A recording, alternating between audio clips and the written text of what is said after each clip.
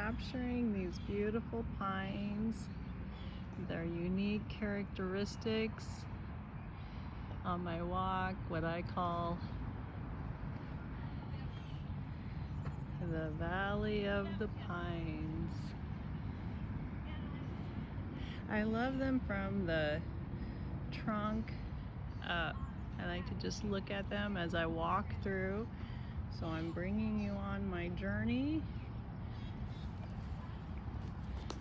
Pine trees are so unique and beautiful. And I wanted to show you, this one is so cool up close.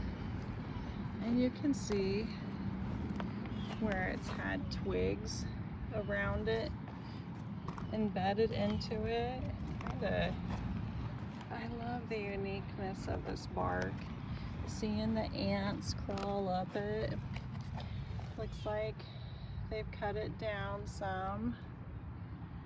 It's just so very, very beautiful. You can't beat it, folks. It smells good in here. I wish you could be here right now. I'll continue bringing on my journey what I call the cool things. We'll be the cool kids together. I'll go out and capture it and bring it to you. All right, there you have it. Thank you for supporting my channel and all my videos. Like and subscribe, comment,